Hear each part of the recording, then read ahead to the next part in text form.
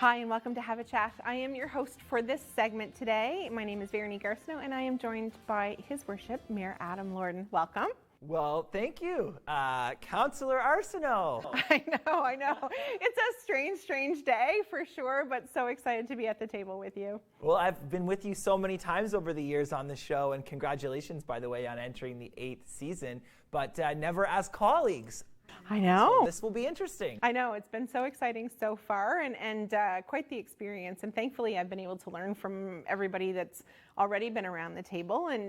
But you've been a great friend of the show as well. And you've been able to co-host with me a few times. And now we're doing our second yearly retrospective together. That's right. And, we know where we are with COVID, and I'm sure we'll maybe chat about that. But I'm hopeful that sometime in the future, we'll be able to have you and Judy and Audrey back into the home. We did that wonderful Christmas show a few years back, and I think me and Judy are due to make some more cookies together. Yeah, funny enough, she brought that up the other day. She's like, oh, we're not baking this time? I'm like, no, not this time.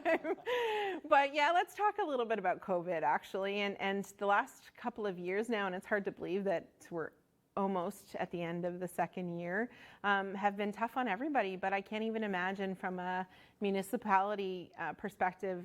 Tell us a little bit about what that's been like for you over the last couple of years.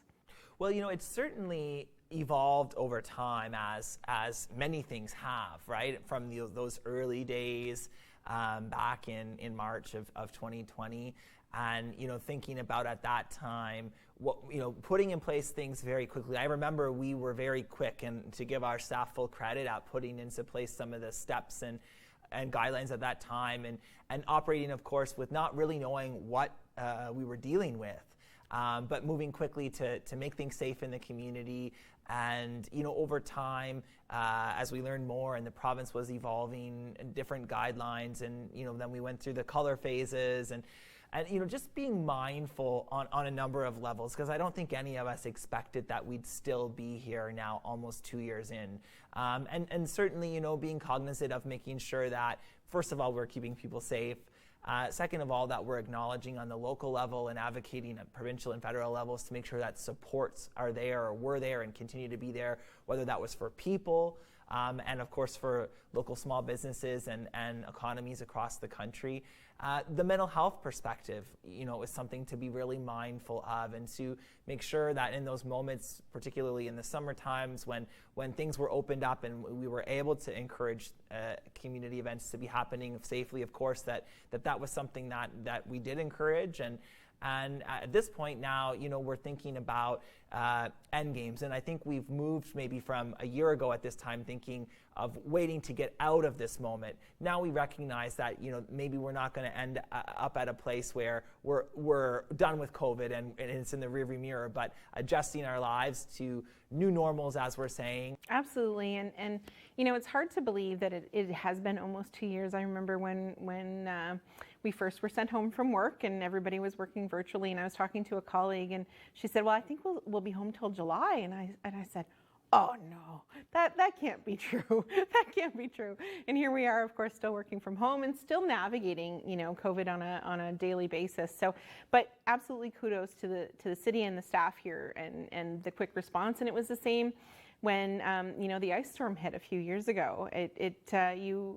You were thrust into that role all of a sudden, both you and council and the city staff. So it's quite amazing to see actually how the city has adapted so quickly to everything that's evolved over the last number of years, and kudos to all of you. Well, when you get into those moments, and I think back at that ice storm, which was in early winter, January, February of 2017. So I was very new into my mandate as mayor. So that was certainly a trial by fire moment, and my background personally in communications and media really came in handy in that moment.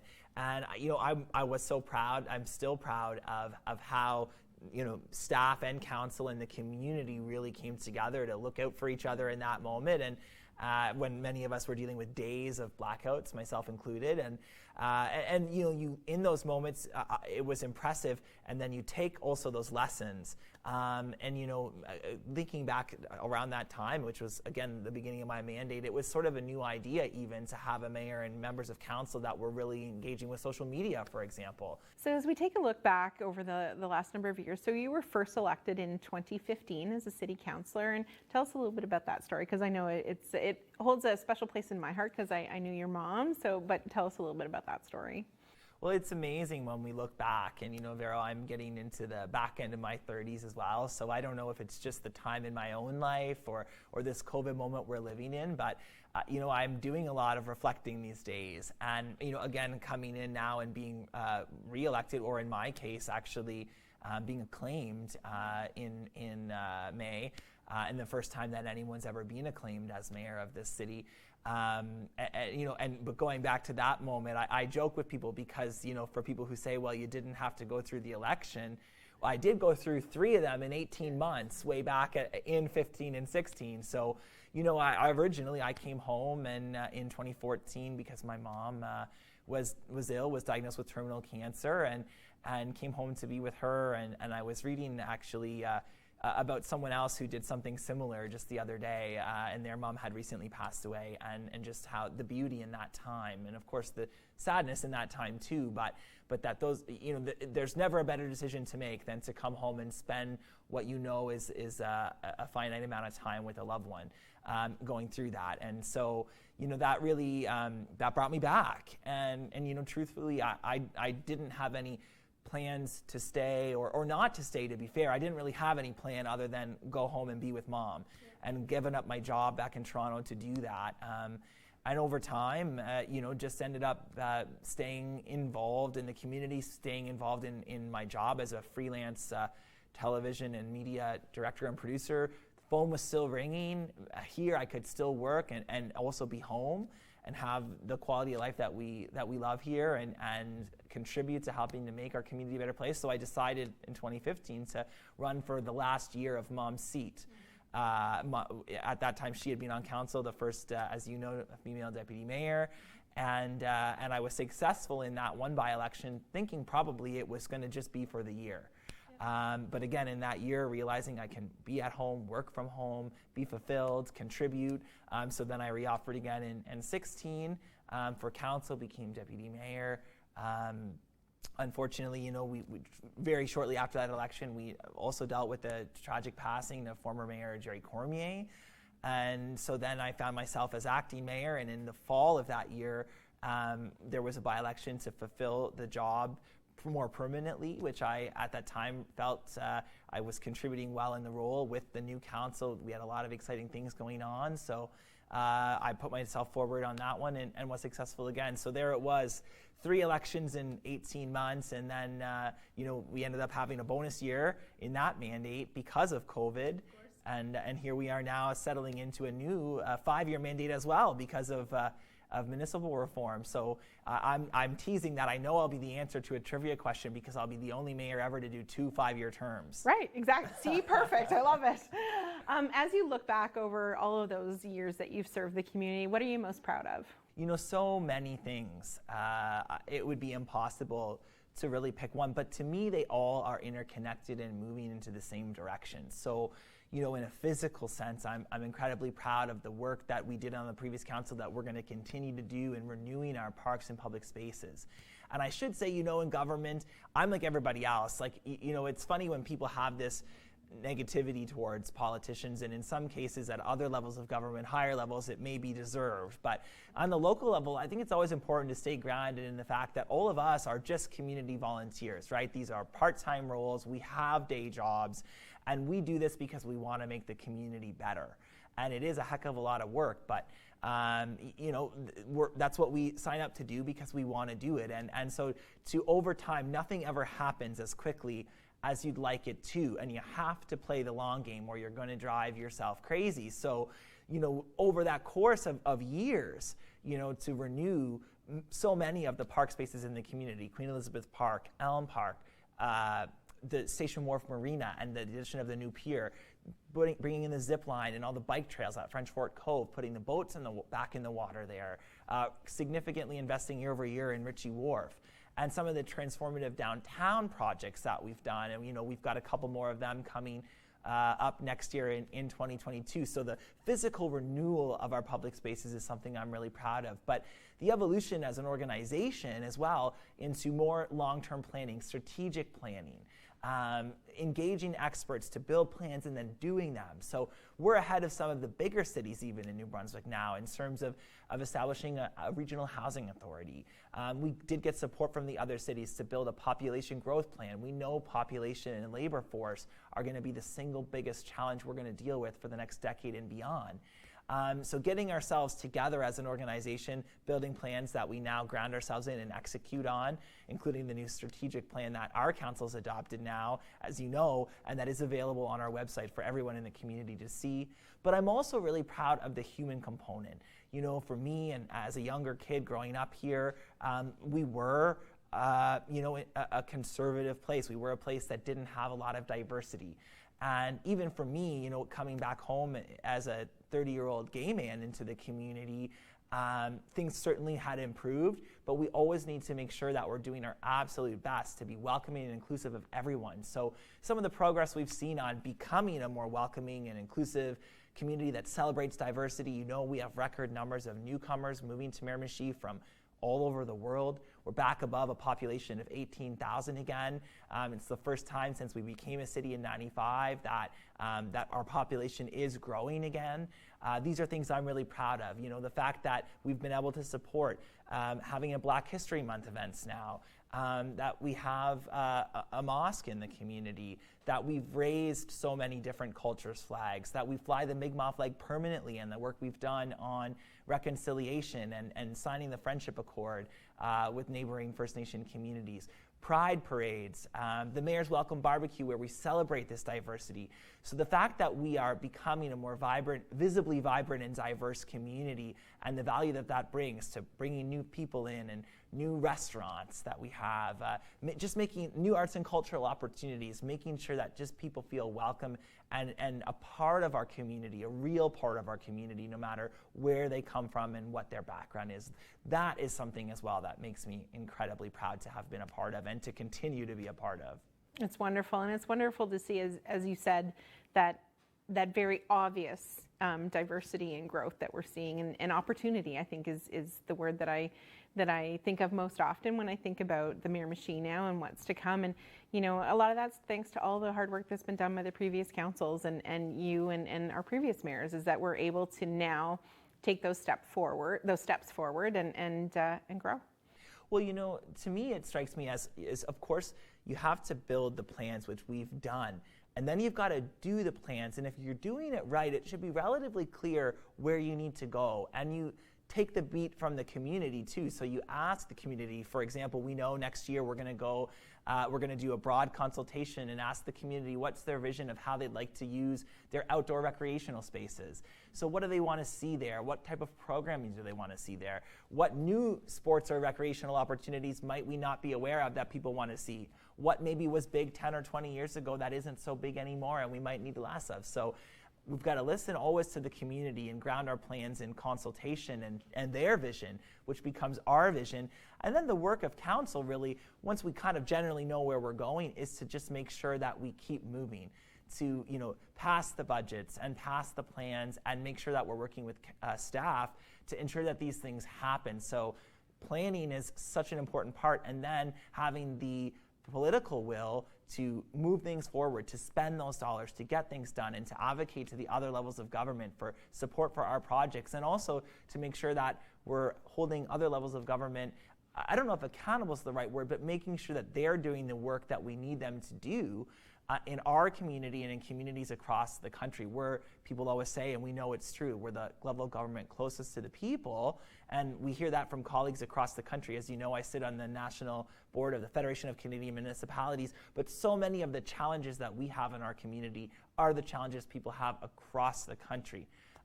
whether that's mental health and addictions issues, whether that's housing availability and affordability, big and small across the country. When we all have these problems, then we have to work together to ask the federal and provincial governments to make sure that they're bringing their planning and their dollars to the table to create these changes that we need them to create to make it better for all of us as well. So we absolutely do need to have our partners at the table from the other levels of government, so that not only are we holding them accountable, but making sure that they're there when they need to be and be in it with us, right?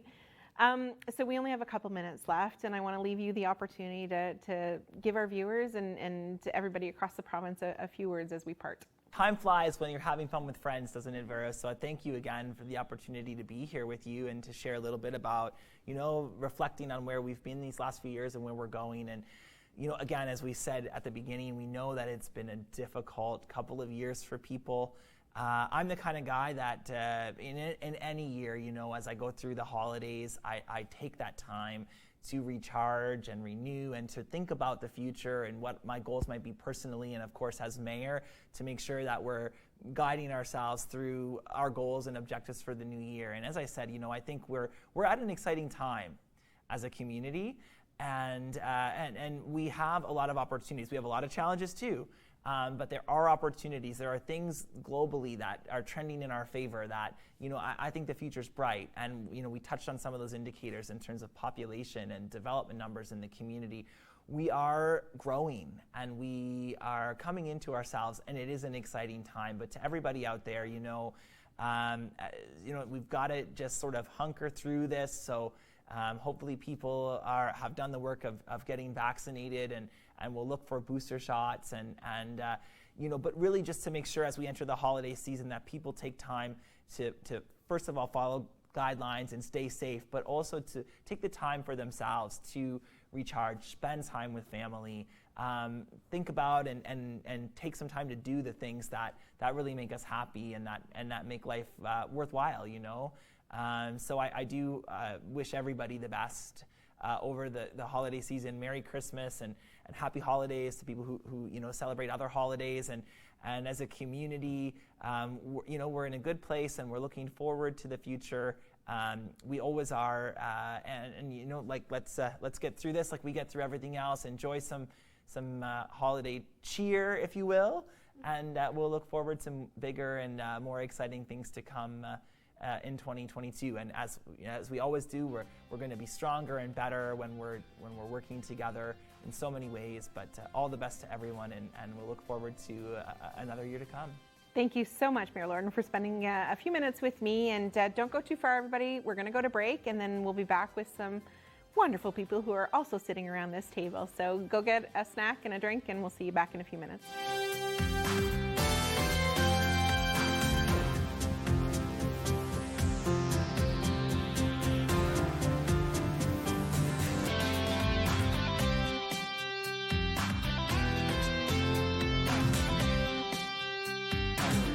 Well, welcome back to Have a Chat. If you're just joining us, I'm your host for this segment, Judy Loge, and welcome to our viewers. I am so honored to be with members of Miramichi City Council, the finest. We have a great mix of councillors that have been here before and some new ones.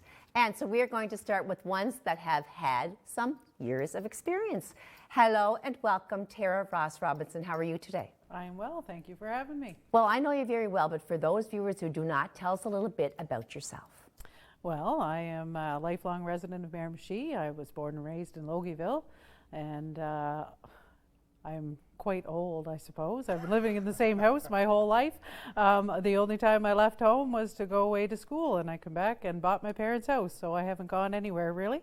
And I've been here forever, and I love my community, and I spend all of my time doing whatever I can to make our community grow.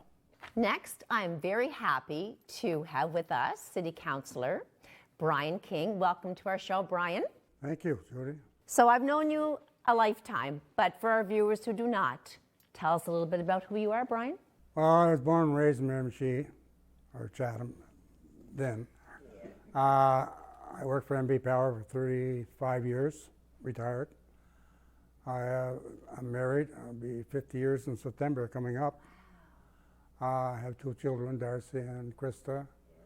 I enjoy doing volunteer work for the community. And I enjoy what I'm doing right now on council. So, welcome to Councillor Ryan Summers. Nice to have you with us. Thank you, Judy. It's a pleasure to have everybody from our city council on. It's going to be a great show. So, tell us a little bit about yourself, Ryan. Well, like the others, I'm a lifelong Miramichier. I'm married to my beautiful wife, Heidi, for 13 years. We have a very excited little 5-year-old at our home because, of course, we're less than 3 weeks away from Christmas. His name is Kenley, and he's the highlight of our day, pretty near every day at this point. Yeah, those are the 2 highlights at home currently. I'm definitely a proud family man, very close with my parents, both my mother and father. And I have 2 sisters as well. And I've been working away the last 4.5 years for Allied Realty, and of course doing the city council thing in my spare time as well.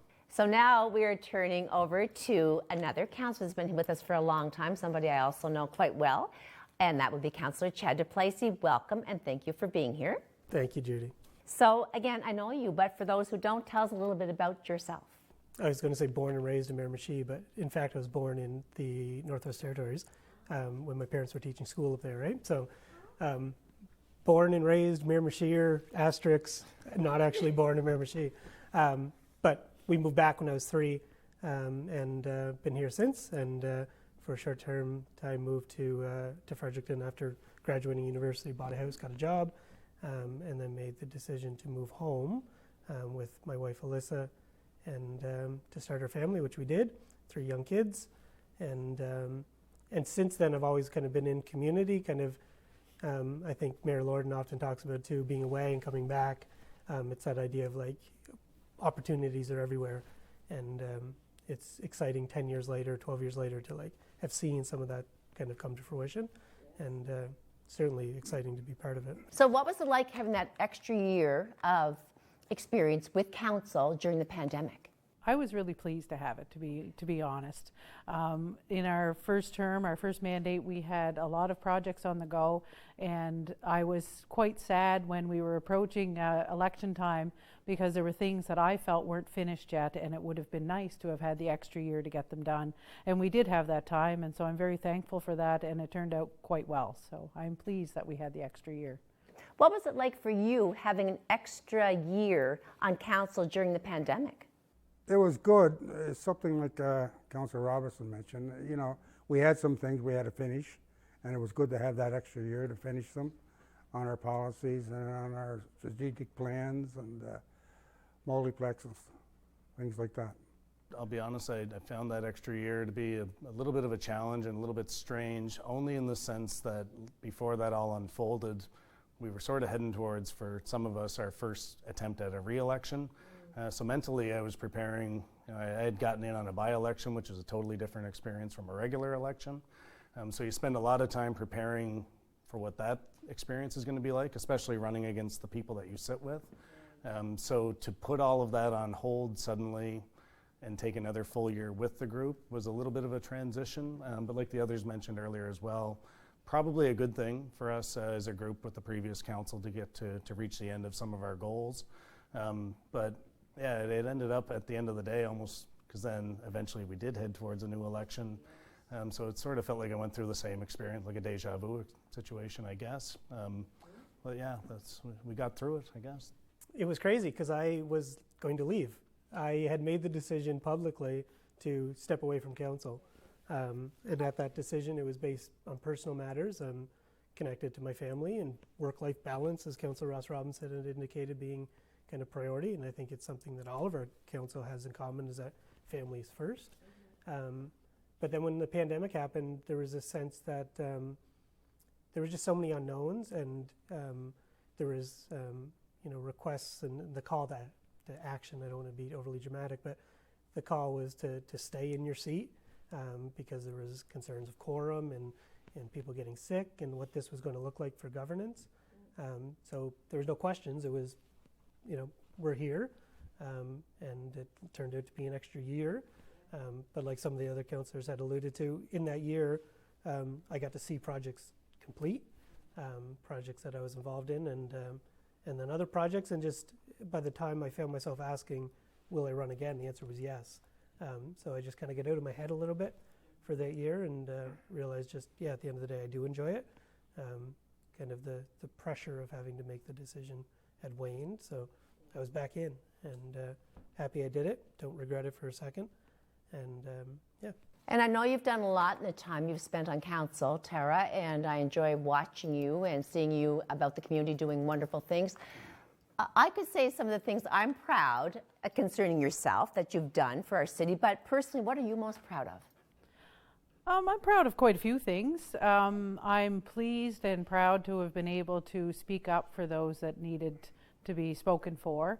But I'd say the biggest thing that I'm proud of the whole table and the work that we've done is that we've taken a lot of the politics out of municipal politics, and we've done a lot of policy changes that even the playing field for everyone, and it makes things easier going forward.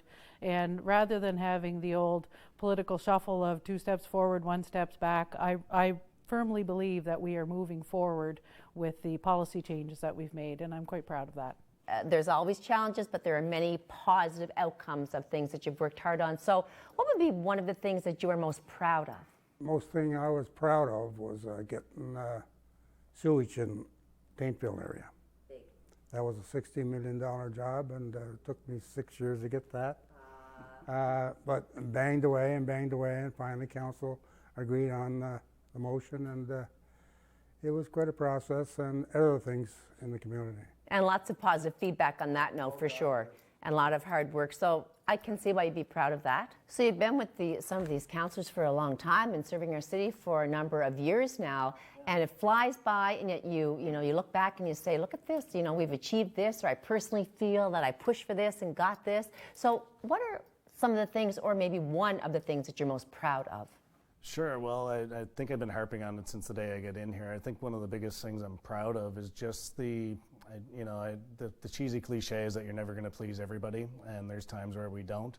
But I think for the most part, our current group and our previous council as well, the word on the street is more positive than negative, and people generally seem to be happy with where we're headed as a city. And still being relatively new to the whole councillor role, that's obviously a good feeling. If we were doing a terrible job, there'd be 8 different people in these seats, I suppose. So it feels good. I mean, it's a big commitment, but you wouldn't do it if you didn't want to do it and you didn't have a passion for it. So it feels good when you do get the positive feedback, obviously, that people appreciate the efforts that you're making. What's the first thing that comes to your mind when I say, what are you most proud of? What pops into your head?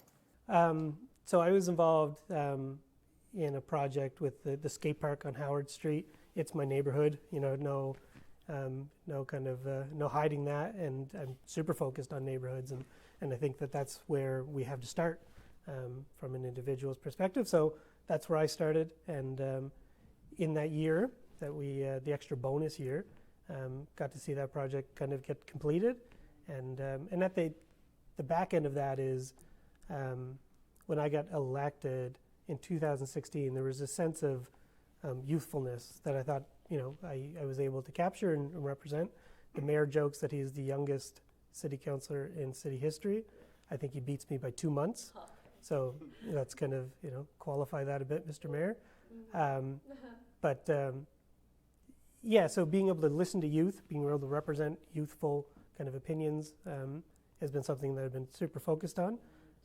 But at the same time, learning along the way and kind of picking up these little bits of advice that come along, and hopefully being a good counselor in general. Great. Would you do anything differently? No, I don't live for regrets or fret. Try not to. So I think I'd kind of fend off that question as saying no. But there's certainly things that you learn along the way, right? There's certainly positions where you wish you would have spoke out sooner. The timeline in politics can either be super long or it's a matter of 5 minutes. And being able to just experience comes along with kind of getting that. So yeah, no regrets, but certainly if I had a time machine, I would have done things slightly differently. Yes. But I don't have a time machine. No, probably not. You know, there's always little decisions that we made that you might think that, oh, I could have gone the other way, or I could have done more, I could have spoken more. But at the end of the day, I'm proud of all the work that the entire council has done, and no regrets. No, I really don't think so. I think Councillor Ross Robinson alluded to it briefly. There's times when I've sat in that chair and it's coming right down to the wire to vote on a certain motion one way or the other. And I've told people this, it's difficult when you literally sort of hear both sides of the whatever it is we're talking about. And I've always prided myself on making a decision and being on one side or the other and not trying to sit on the fence. But it's hard when you really have those 50-50 decisions and you know at some point you either have to be yay or nay. So maybe there's been a few votes where after you go against something or for it, maybe a week later you're sort of kicking yourself that you should have went the other way. But I try not to let that bother me, because at the end of the day, I think we're all trying to do as good of a job as we can. And as long as you vote the way you feel you should at that time, you know, we try to get it right. I'm happy with council, yeah, especially these last 2 council terms, pushing issues forward and working as a team. It was a great asset to myself, and I'm sure to the community. Yes, and I think it's great that we do have the mix of councillors, you know, 4 previous councillors, and then in addition to 4 new faces. I think it's a wonderful blend of personalities, and everything's, you know, everyone's bringing something very valuable to the table. But I wish more ladies would get into municipal politics. I might have to join. And that would be a good idea. I'm missing out. So what advice, if any, would you have for the new councillors? For the new councillors, I would say just keep on doing what you're doing. Be positive. Get back to your constituents. They elected you to do a job. Get back to them. And work as a team. I know you know them all personally, but sitting around a council table can be different, and there's so many different subjects and topics and major issues to discuss concerning our city. So what advice could you give, if any, to the new ones, having been a seasoned councillor? I'd say the biggest piece of advice, or the biggest piece of advice is to block out your own time. When you're in municipal politics, you're in any kind of politics, you're working 24/7, and it's very important that you take the time for yourself. So personally, I don't work on Sundays. I don't work at my job on Sundays. I don't do municipal business on Sundays. Sunday is my time. I don't answer the phone. I don't check my emails, and that is my time. And so I'm very conscious to block out that time for me, for my family, and I would suggest that other councillors do that so that they can keep their wits about them. I totally agree with that. Balance of life, right? I think it's very important to try and do or vote whichever way you feel best based on your own decisions. I mean, there's obviously times where you're going to lean on each other and get some information from the other councillors. But I think it's important to try and, like Councillor King mentioned there a while ago, we were all elected to do a job individually. So you're supposed to try and represent your constituents the way you want to. And sometimes you may be on the right side of that coin, sometimes you won't. But I think that's important. And outside of that, as far as giving them advice, just do your best to be prepared at all times, know the materials that we're looking at. And it's a lot to take in. So there's times where you may feel a little bit overwhelmed with it.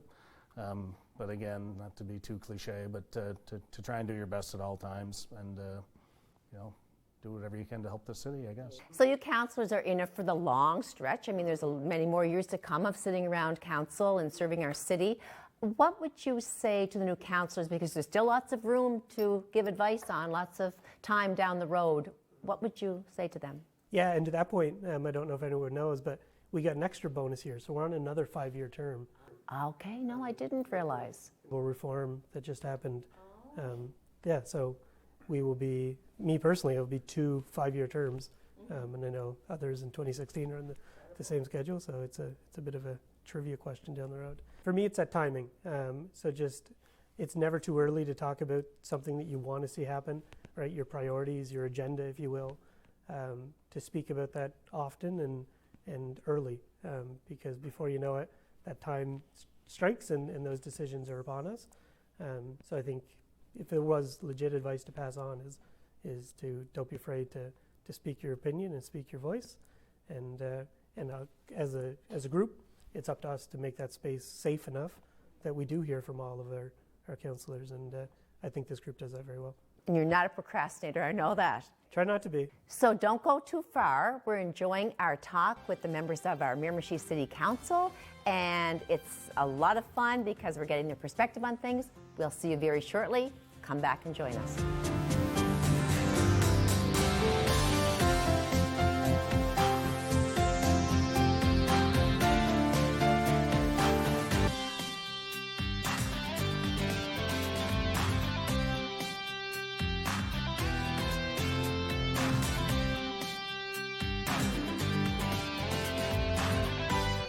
Welcome back to our last segment of Have a Chat. We've been talking to our members of City Council, which is a pleasure for me, and I'm sure for you as well. And now we're joined by new council members, which is always interesting for our viewers. Welcome, first of all, to you, Jason Harris. Thank you, Judy. Thank you for being here. And Veronique Arsenault. Hello. One of two women on the team. That's right. And Patty Quinn. Thank you, Judy, for having us. Thank you so much for being here, all of you. So I know you all very personally, but for those who do not, tell us, first of all, a little bit about yourself, Jason. Well, Judy, thanks. You said new. I'm not really a new counselor. I've been around. I was around from 2008 to 2012. Took some time off when we decided to have a second child, I guess. So that was exciting. And she's, growing up, and my girls are at an age now. I decided, I could afford the time to come back. And I'm glad I did. The council that was elected, I think not just because I'm on it, I think the people of Miramichi got it right.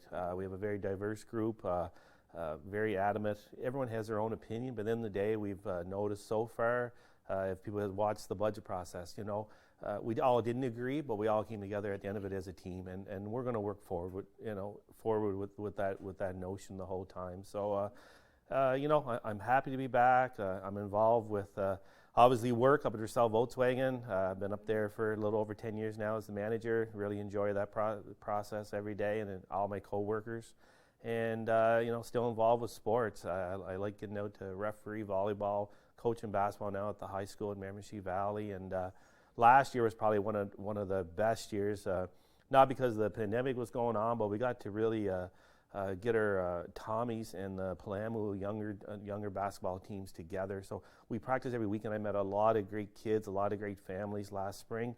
And the summer, now we got the Miramichi Hoops organization. So, finally, since 1995, basketball has come together in this city. And it's going to make us so much stronger as a city if more people can realize that we're stronger as one. And that's what I want to lead for the next, I was going to say 3.5 years, but it's 4.5. We got an extra year last week. So thanks very much, Premier Higgs. Well, you're a very busy guy. You just kind of summed that up for me. And Veronique, so no stranger to me and a lot of people, but tell us a little bit about who you are. Thanks, Judy. It's funny being on this side of the desk in an interview. Of course, I am a co-host of Have a Chat with you and Audrey for the last 7 years, headed into our 8th year. I moved home to Miramichi 15 years ago because I wanted to make a difference and be part of a community that came together, and got to do that. I have a wonderful job as a public servant, and soon to be 2 fur friends. I have my little dog Bud and my new little doggy Winston that's coming home on Friday. Oh. And my parents and my incredible family. And what I do most and what I love most is volunteering and being part of something here in the community. And that was my main reason why I decided to run for council, was to be at the table and be able to really affect the lives of my neighbors, my friends, my family, the community on a day-to-day level, human to human. So far I've been able to do that with the council colleagues that I have around the table, and I'm looking forward to the next 4.5 years. And you've always been a doer and contributing to our community. And Veronique, I say that sincerely. I know you will continue to do so moving forward. So thank you. And Patty Quinn, the radio voice and the bomb around the Miramichi. Very dynamic personality, and now you're on City Council. Yeah. Tell us a little bit more about yourself. I worked at the former 790 CFAN and 99.3 The River 3 separate times, and the newest station in town, 95.9 Sun FM. It's Rewind 95.9 now, but worked there twice. So, well known behind a microphone, I suppose, for better or worse. Moved home in 99. got involved in the community with a lot of volunteer organizations, boards, committees, festivals, sports teams, and just decided to take this leap, Judy, to, like Veronique referenced, to, when you have your toe in that water, it's nice to see it from the other side and get involved in not to suggest that the other ones weren't meaningful, but in a more meaningful way where you can affect the day-to-day ups and downs of your city. Definitely. You're doing a great job so far. Keep it up. All of you, very impressed. And so tell me this, what was it like campaigning during a pandemic? And you're out there and you're trying to reach people and trying to get your platform stated, and here you are, with the masks and the whole 9 yards. What was that experience like, Jason?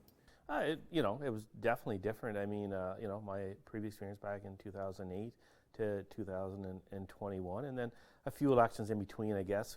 You're running around with political parties, and it was totally different. And one day I was had a big thing. I was going to make a push and take my oldest daughter and a couple of friends, and we were going to head over to retirement Miramichi. All of a sudden, one of my colleagues sitting here not too far down the road called me and said, "Stop! Don't go. I don't think it's the right thing to do is go door to door." I heeded them words, and I was happy that he called and told me that. And because some people, obviously don't mind you coming to the door, and some people do, and you don't want to, for a reason for running for politics. I mean, so it was tough to get your message out. But biggest change I've seen, not just during the campaign, but even being a council, is how far social media has evolved since 2008. Back then, it seems like we had pen and pencil and paper and maybe a calculator, and now everything is in the open. And a flip phone. No, yeah, and a flip phone, yeah. But everything, it's the same as being in here in council chamber. Like, we're televised all the time, so guess what? We're not going to get away. Hey, council said this. No, council really said this. And I think it's great. So very transparent, Judy. So it was good. And what about you, Ms. Arsenault? Did you have all fun and games during the pandemic campaigning? You know what? It was really, it forced me to be very creative, right? And I used social media as much as I could in whatever way I could, whether it was posts or videos, or, I had a mask with Vote Veronique on it, because if I had to leave the house, I wanted, to have that message. And I had some billboards, and it's really disturbing to see your face on the side of a billboard in the middle of a field. But, it made me get very creative, and trying to reach people as best I could. But you also hope at that point that the work that you do or had done leading up to that point, for the 15 years before that, mattered, or I guess had at least left a lasting impact. So it was very strange.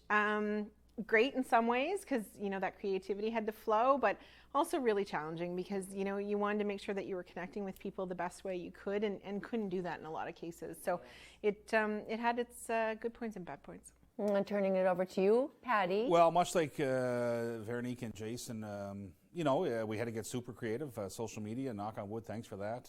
You can hit a pile of people in short order. You can create some healthy dialogue. And unhealthy dialogue, for that matter. All opinions matter.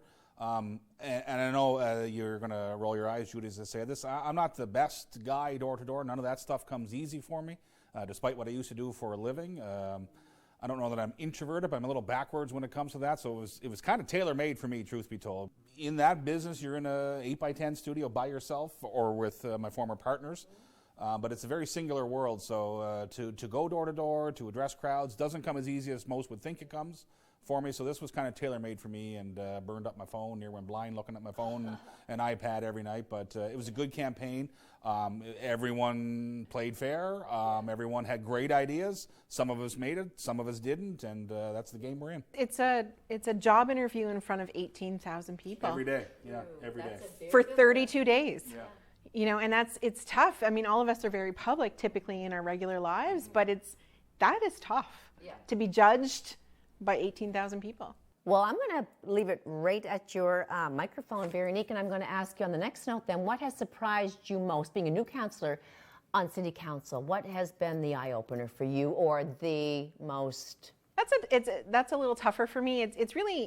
It's fascinating everything that has to happen behind the scenes to get to that meeting, right? That we have every Tuesday night. And, like Jason said, we are live streamed at every meeting that we have. So, Tuesday nights and then Wednesday at noon again. And if we have any other meetings in between, they're all live streamed as well. So, but it's all of the work that needs to happen, from the staff here at City Hall, or all of the work that we put into our various committees behind the scenes. And, people, sometimes they just see those, public bits where, they have, one meeting a week, what's the big deal? But in actual fact, to get to that meeting, it took probably 10 to 15 hours of other meetings and other work. So that on top of what we do in our day-to-day lives as full-time jobs is, it's great, but it was a surprise at everything that had to happen in the background to get us to Tuesday nights. It's a huge amount of work Absolutely. that people, like you said, do not realize. Yeah. They think, oh, a meeting, like you said, here, there, or once in a while, but they're steady and they're long, and a lot has to be thought about, and Absolutely. you have to come to an agreement or not agree. And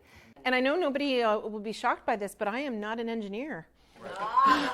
And and our deputy mayor uses that often, but like when our director of engineering is talking about the grading of roads, and I'm like, I'm going to ask a question because I have no idea what you're talking about. Please explain this to me like I'm 5. Patty, what was your biggest surprise getting onto council? I mean, I know you had heard basically what it involves, but when it comes right down to it, it was probably a lot more than you actually thought. So what was the biggest surprise for you? Well, look at budget season, as Jason referenced earlier. I had no understanding or B appreciation for the work that goes into that with staff, as I referenced, where they normally sit here. They're not here right now, but the one thing, Judy, that I found out and continue to find wildly fascinating, for all the right reasons, is, and I'll just use your name for an example. So you get a call from Judy the citizen, and what Judy the citizen considers to be an issue in her world versus what Sean, producer here, the other gentleman in the room, would consider an issue in his world.